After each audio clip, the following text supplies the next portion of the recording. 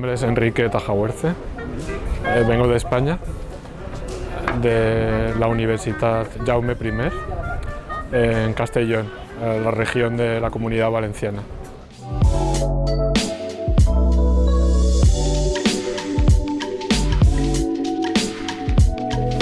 Somos un grupo básicamente constituido por físicos y algún ingeniero. Trabajamos en procesado óptico de información y tenemos dos líneas de trabajo, una con láseres ultra rápidos, con los que intentamos desarrollar técnicas de microscopía óptica no lineal o fabricación de nanopartículas, utilizando las altas energías de estos láseres ultra rápidos pulsados. Y la segunda línea de investigación es en imagen óptica. Intentamos desarrollar nuevas técnicas de formación de imágenes, donde hay una gran componente computacional. El trabajo de los ordenadores es importante.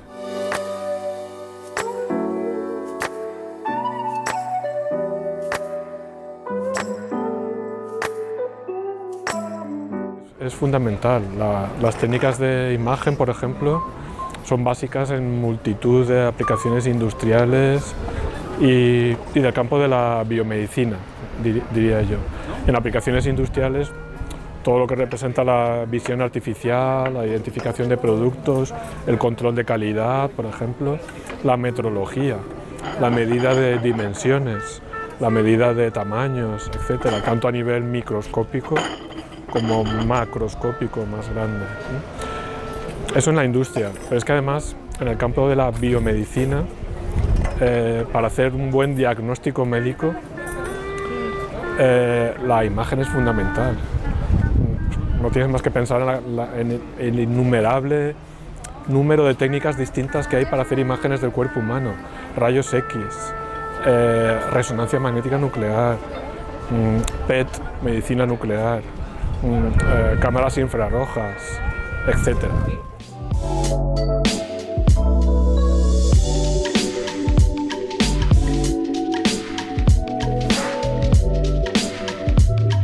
Ahora, desde luego, los grandes equipos, los equipos más potentes son aquellos multidisciplinares, en los que físicos, ingenieros, informáticos y biólogos, por ejemplo, y médicos trabajan juntos, desarrollando técnicas y sus aplicaciones, por supuesto. En microscopía, por ejemplo, en microscopía óptica, en aplicaciones biomédicas, los equipos multidisciplinares son fundamentales.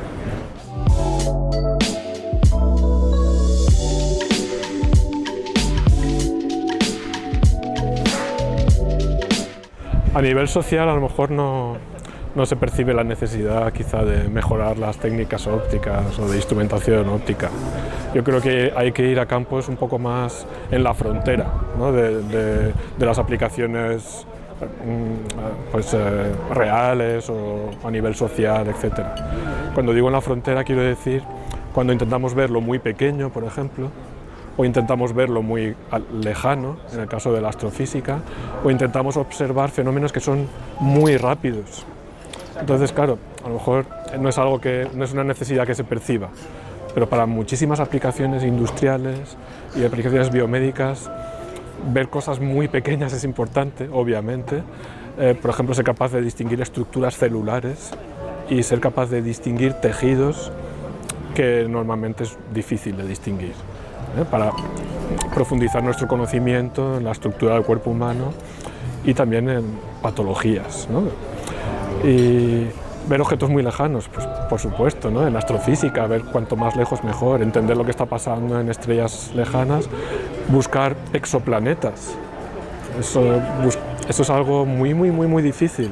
Es encontrar un objeto que no es luminoso y que además está cerca de otro que es muy luminoso, es muy difícil. Y allí las técnicas ópticas y computacionales son fundamentales.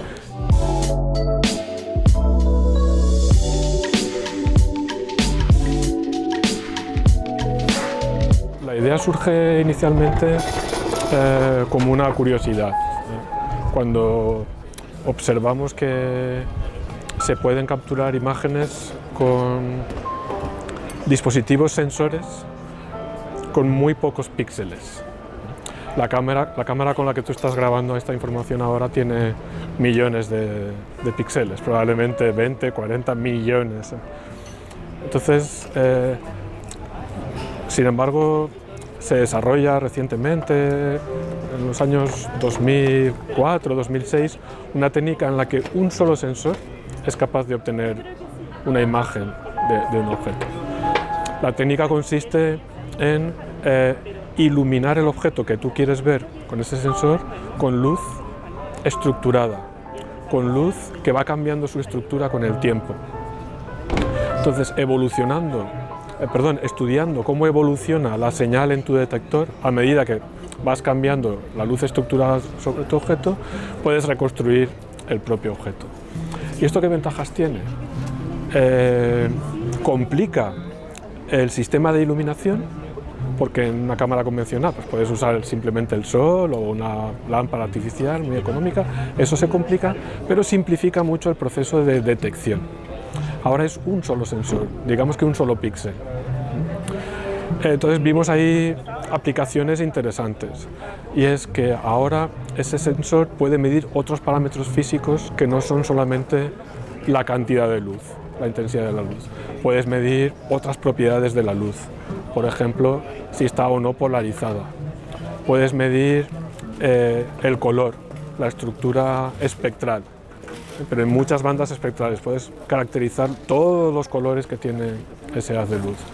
Puedes medir la fase, que está relacionada con el tiempo que tarda la luz en llegar desde el objeto hasta tu detector. Entonces puedes ahora hacer medidas multidimensionales, medir múltiples propiedades de la luz, que con una cámara convencional con muchos píxeles es más complejo de realizar. Entonces nuestro trabajo va en esa dirección, intentando digamos que la estructura espacial quede en la iluminación, y el detector, al ser muy simple, nos permita medir muchas propiedades físicas a la vez, y de ese modo pues tener más información para tomar decisiones o para distinguir objetos, etc.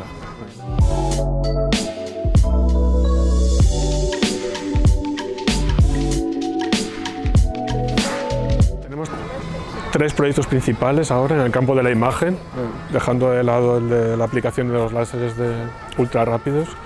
Uno sería el de formar imágenes a través de medios turbios como los tejidos humanos con luz visible, ser capaces de distinguir cambios en la difusión de la luz o cambios en las propiedades del tejido por debajo de la piel, de tal modo que puedan utilizarse para diagnóstico médico.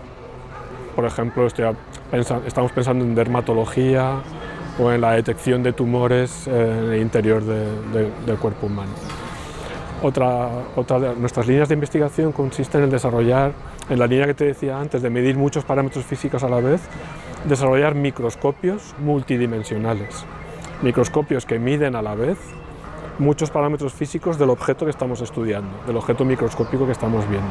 No solo miden si reflejan más o menos luz, sino también en qué colores y si esa luz está polarizada o no, que es una de las propiedades de la luz, caracteriza la fase, mide muchísimas propiedades, lo cual también te da pues, más información sobre el objeto que estás estudiando y te permite tomar decisiones con mayor fiabilidad.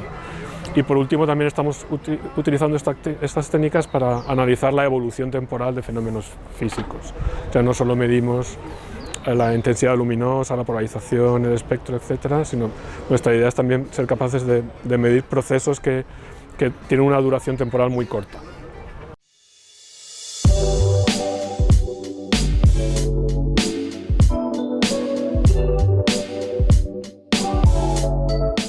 La óptica juega un papel fundamental en estas técnicas. El problema de la óptica es que al utilizar luz visible, infrarroja, no tiene tanta capacidad de penetración en los tejidos del cuerpo humano como lo tienen los rayos X o las técnicas de medicina nuclear. Entonces, hay un gran campo de actividad, hay un gran número de grupos de investigación actualmente, y entre ellos el mío, intentando descubrir cómo hacer imágenes del cuerpo humano con luz.